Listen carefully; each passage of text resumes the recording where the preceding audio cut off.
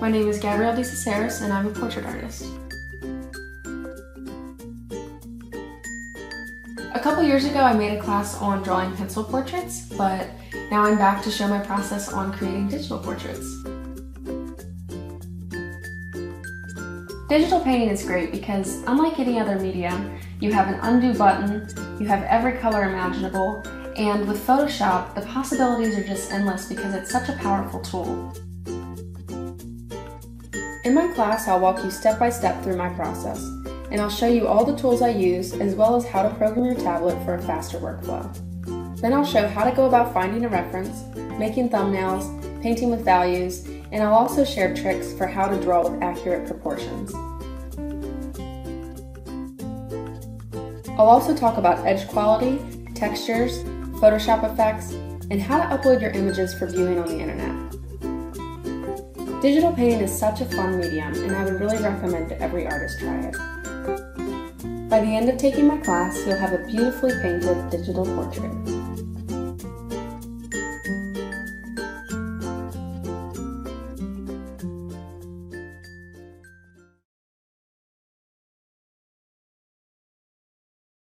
For this class, you'll need a tablet and pen.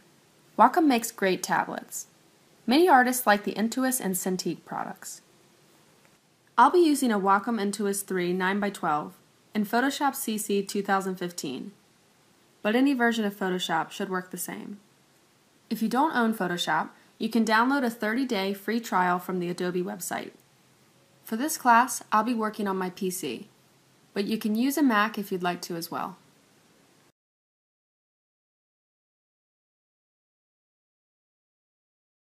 I like to have the following open in Photoshop when I'm painting: Navigator, Color, History, and Layers. Many of the windows Photoshop offers won't be necessary for this particular lesson, so for now, just move them out of the way. To find the windows you need, go to Window, and then click the ones you want to open. So say I unclicked Tools by accident, as seen on the left side. To get it back, just go to Window, and then Tools, and it will show up again. Once you have Photoshop set up with what you need for painting, go to Window, Workspace, New Workspace. Then make a name for your painting workspace. This way, if you ever accidentally find yourself missing something or in the wrong workspace, you can always find it under your previously saved workspace. To open up a photo, just drag and drop it into Photoshop. Often it will stick right to the bottom of your options bar. If you ever wish to get it off there, say if you're working on 2 images at once, just click and drag the title bar of the piece while pulling it down and release it. The Move tool is an important tool. With it, you can move selections around. Like you see here. Right now I'm using the Rectangular Marquee tool. This tool can be used to select smaller areas of the piece. Once you select something, click your Move tool and you can drag your selection to a new area, or use the arrows on your keyboard to push it around. You can also use the Lasso tool to select. With the Lasso tool, draw the shape of whatever you wish to select. This is a good tool for moving around proportions, perhaps an eye that could be out of place. To deselect any selections, press Select in the menu bar and then click Deselect. The Crop tool is essential for creating compositions. In Photoshop CC, you can pull the sides and the corners of the piece in and out to create your desired crop. There's also a feature which puts an overlay of compositional helper lines on top of your piece, and this tool can be really useful. For a portrait, most often the focus will be the eyes. So you can use these helper lines, in this case the golden spiral, to help crop your piece in a way that brings balance and focus to your composition. The eyedropper tool is perfect for picking up colors.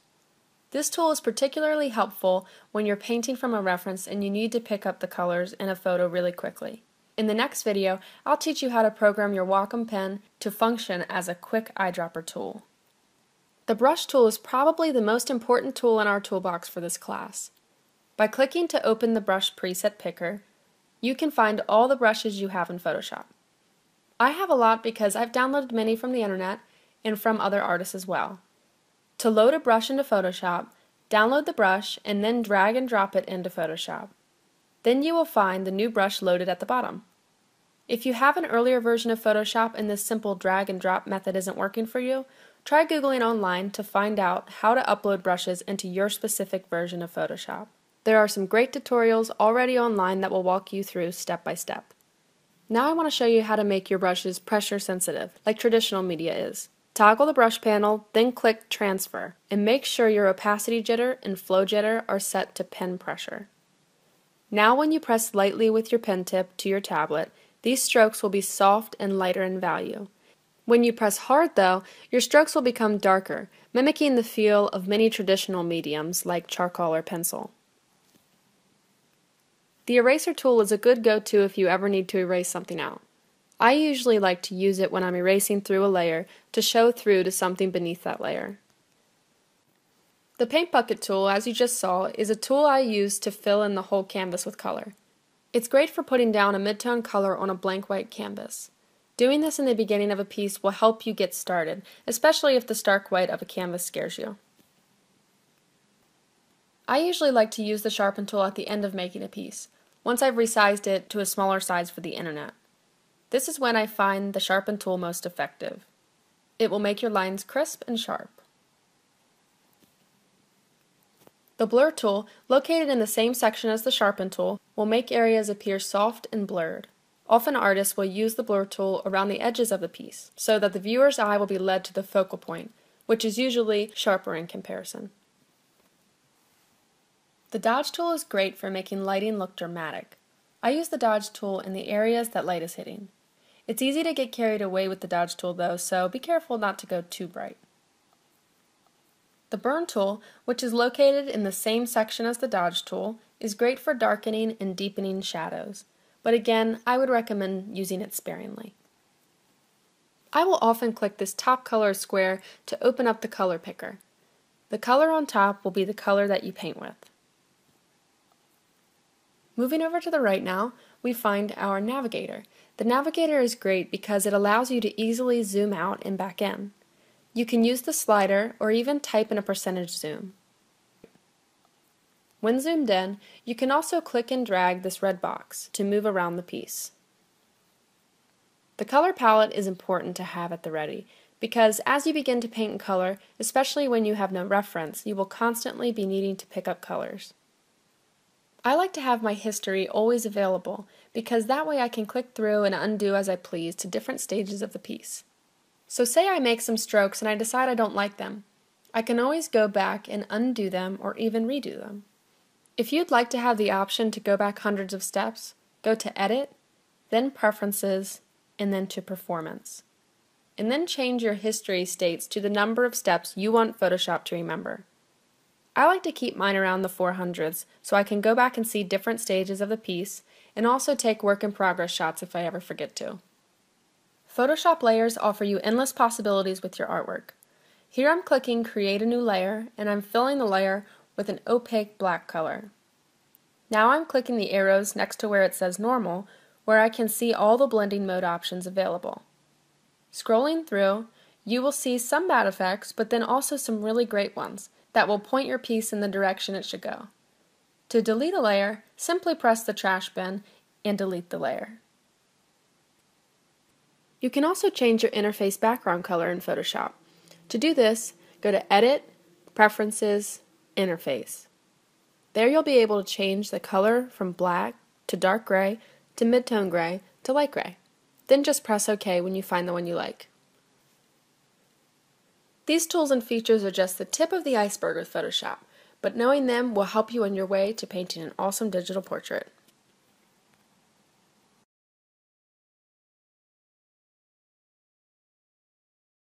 As I mentioned, I'm working with a Wacom Intuos 3, so if you're also working with a Wacom tablet, I'll show you how to edit your pen and express keys so you will have a faster workflow. On your PC, first navigate to your Wacom tablet properties. With the grip pen selected, click the drop-down button next to the pen and click Modifier. From there, check the box that says Alt and the one that says Left. Now when you hover over your painting and you click the button on the side of your pen, you will be able to quickly pick up colors with the eyedropper tool, without the hassle of going back and forth and changing your tools in your toolbox. With the Functions tool selected, you can also program express keys. To program a button, click the drop-down arrow next to it and click Keystroke. There you will want to type in the most common keystrokes you use. I like to program an undo button, redo button, bigger brush, and smaller brush. Try to program the tools you find yourself using the most in Photoshop so that they're always right there at your fingertips. On a Mac, you can go into your system preferences to find your Wacom tablet. Keystrokes are slightly different on a Mac, but you can still edit your pen and express keys. With the pen selected, you can edit your pen button to be the eyedropper tool when clicked. To program the eyedropper tool, click Modifier, then click the Option and Left boxes. On your Mac, with the Functions tool selected, program your side buttons as the keyboard shortcuts you will use most in Photoshop. That way, instead of having to click back and forth between tools, you'll be able to quickly paint with all the tools you use most. Like here, I'm quickly selecting a color with the eyedropper tool I programmed on my pen. Here with my thumb, I'm able to easily increase the size of my brush, all while still remaining in the paint tool. Programming your buttons will make your workflow much faster, enabling you to also undo and redo steps with ease. If your keystrokes are not working as programmed, check out some resources online where you can learn all the Photoshop keyboard shortcuts for your computer and version of Photoshop.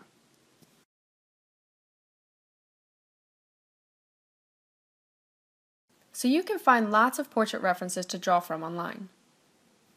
Shutterstock.com has some nice photos to choose from, but they do have a price for their usage. I've decided I'll be using this photo as a reference for the class. I chose it because I was inspired by her eyes, and I also like how the image has both light and shade. You can also try browsing DeviantArt.com's Resources and Stock Images section to find a reference that inspires you. Often the stock photos found here are free to use, and you just need to credit the artist who took the original photo and follow their rules listed under their image. Or if you're feeling ambitious, you can even take your own photos. And Skillshare has great photography teachers that can walk you through the process. So now that I've found my reference, I'm going to drag it into Photoshop and duplicate it by going to Image, Duplicate, OK. For this class, I'll be demoing a black and white portrait, and I'll save color for another lesson. To change my photo to black and white, I go to Image, Mode, Grayscale, and I just discard the color information for now, since I have my original file saved anyway. I also like to adjust the contrast of my images by going to Image, Adjustments, Levels, and there I can push around the sliders to get the desired contrast. I also like to use Image, Adjustments, Brightness, Contrast. Making these adjustments will make the light and shade in your image pop. So now that I have my image in black and white, I'm going to make a bunch of copies of it. Think of this as your thumbnail stage. Your time to get out all of your ideas. You don't have to simply copy your reference exactly. I actually like to take creative license when I'm painting from a reference, and I change it and I explore many options. Let yourself go a little wild at this stage. Try out different crops, hairstyles, backgrounds, whatever you want to try. Also, if you find that you need another reference because you can't just make it up in your head, then go ahead and search for that. There's no problem with combining more than one reference in your piece. This is your chance to experiment with your options compositionally. Here I'm experimenting with the idea of a V composition. I think the V shape often works well with portraits. Now here I go again with a new edit. This time I'm experimenting with the idea of her having a braid. Another filter I often use is the Liquify tool. To find it, go to Filter, Liquify. There I use the Forward Warp tool and a medium-sized brush to push things around.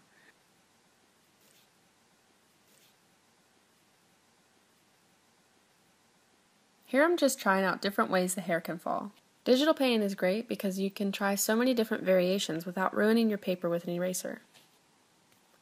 Now I've just created a new layer and I'm going to use the Paint Bucket tool to fill it with a dark gray color. Now I set the blending mode to multiply, and with a soft edge eraser I erase through the top layer to see through to the original image beneath it. This creates a nice vignette effect.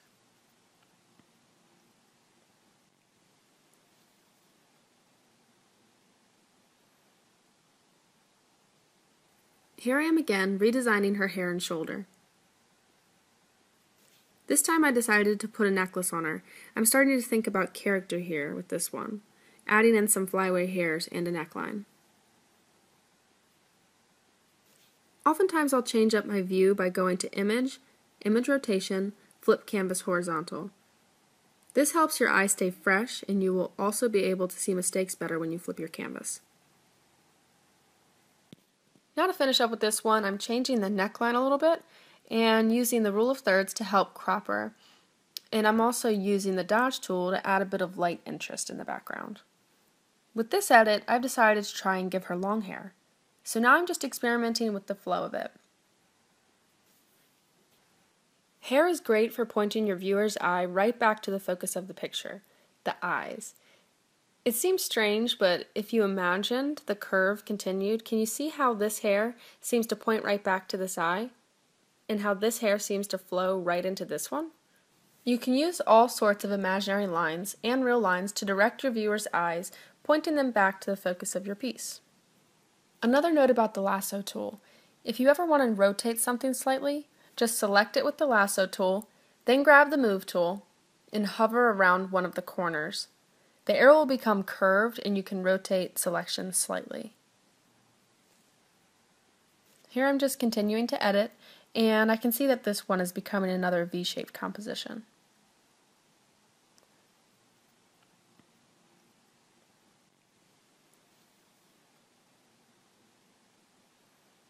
So once you've made lots of compositions, pick one of your favorites. I like this one because I like the flow of her hair, and I also like how with the rule of thirds, this composition lines up so that her eye, which is the focus of my piece, falls right along a grid line. Now I've made 3 copies of my favorite. I'll keep one to stay as the original, one to posterize, and one to filter with angled strokes. To posterize, go to Image, Adjustments, Posterize. There I can see a very simple poster-like image of my reference. This will help later when I'm trying to paint light and shade. Having the light and shade simplified into basic shapes will help me when I start working with values. Now go to Filter, Filter Gallery, then Brush Strokes and Angled Strokes. Now I'm pushing the sliders around to find a painterly, simplified version of my reference. Painting from this will help me later if I find myself distracted by details too early on in the painting process. It will help me see the big picture and the basic value patterns. Now I have several references I can look at to get started painting.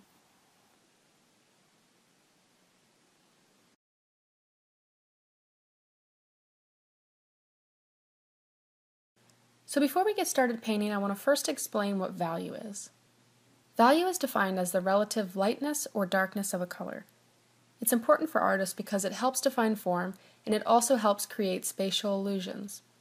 Having light and dark values in your painting is what will make your portrait look real, and accurate values are the key to getting realistic light and shade. Right now I'm clicking around, and you can see there's all sorts of values in my reference.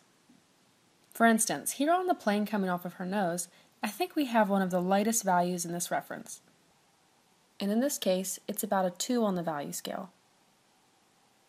But here in her hair, we can see one of the darkest values in the picture. It's about a 10 on the value scale. Now you'd expect the white of the eyes to be just that, white, but you'll usually find that it's not. And here it's actually closer to a light gray 4. It's important to know values because then you can paint them in proper relationship, so your portrait will look more realistic.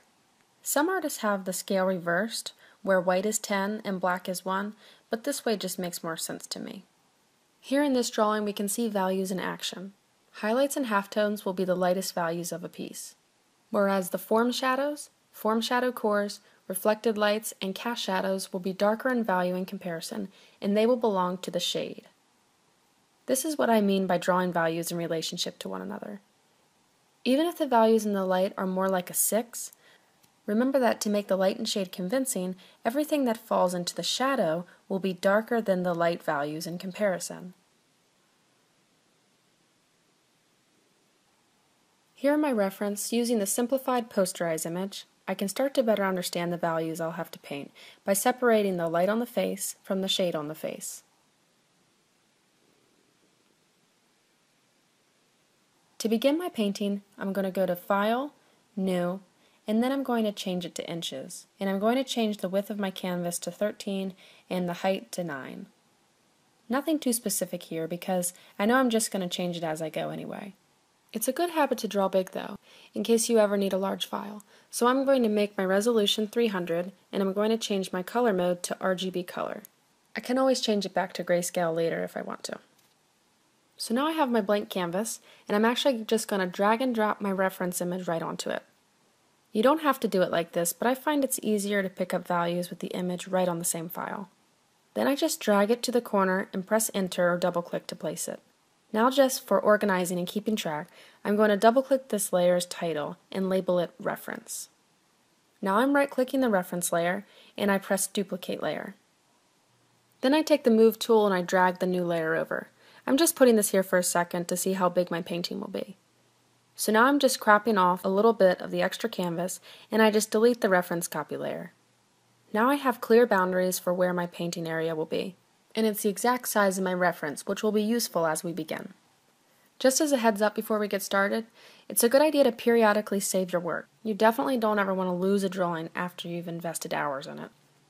So for now, while we're working in layers, just save it as a PSD file.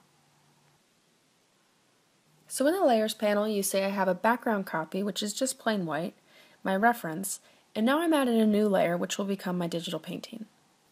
As a note, make sure when you're painting you're always on the correct layer and not accidentally painting on another layer. I'm beginning by selecting my drawing area with the rectangular marquee tool, and I'm filling it with a basic gray background color, just to get rid of the white of the canvas to help me get started. Now I'm picking up a basic brush, nothing too round or soft just yet, but a brush with a bit of character so that I don't get into detailed drawing too soon. I'll attach the brushes I'm using in the class project section of this class if you're interested in trying any of them out. But you'll find that as long as you have a small variety of hard, soft, and textured brushes, you'll be able to make a nice portrait. You don't need to have hundreds of brushes to do this project. So as I begin painting, I'm just quickly slapping on color to get started. I'm working fast, and in the first couple minutes of drawing, I'm not overly concerned with how it looks. Looking back and forth between my reference and painting, I'm just quickly trying to paint in the various shapes of color.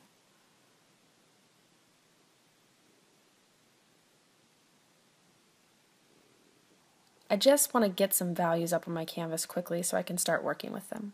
This is where programming your welcome side button saves you lots of time, because you can quickly grab colors from your reference without changing tools. So now I notice that I'm painting on top of my reference a bit, and I don't really want to accidentally do that. So instead I'll undo and just select my painting area with the rectangular marquee tool so I can have clean boundaries to freely paint within. Now I'm generally stating the areas of her features with value and shape. As you paint, ask yourself, where is my darkest dark? And where is my lightest light? This will help you to paint your value relationships better. Don't get distracted by details just yet. Wait until you have the big values up on the canvas before starting in on detail. Also remember to flip your canvas by going to Image, Image Rotation, Flip Horizontal. This will always help if you think your drawing is looking off.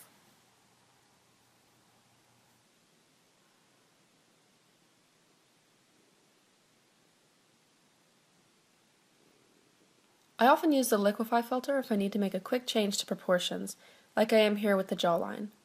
If only traditional painting was this easy. Now here's a trick I'm constantly using while painting, and that is painting the negative space. Instead of drawing the hair, try to draw the negative space around the hair. A moment ago I was doing just that. Instead of drawing the hair with black paint, I was just drawing the gray shape around the hair instead. Sometimes it's easier to paint these more abstract shapes accurately than it is to paint specific known features. And I found that in this case, drawing the negative space helped me place things more accurately. You don't have to always just paint negative space though. You can also try to see sections as abstract shapes. Like here with her hair, I can see I'm pretty off. But I can paint it more accurately if I try to draw the abstract shape of the hair while also paying attention to the negative space on the left at the same time.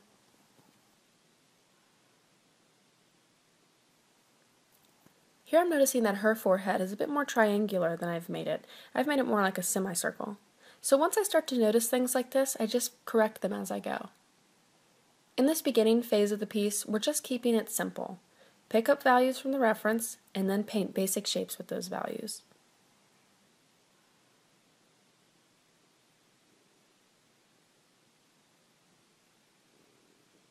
In this phase, you might find it useful to use the posterized image you made. Here I can see my image broken down into simple, basic shapes of value, making it easier for me to draw. You may also find it helpful to imagine where your light source is. Okay, so now that I have my value patterns down, let's try to work on the drawing in more accurate proportions.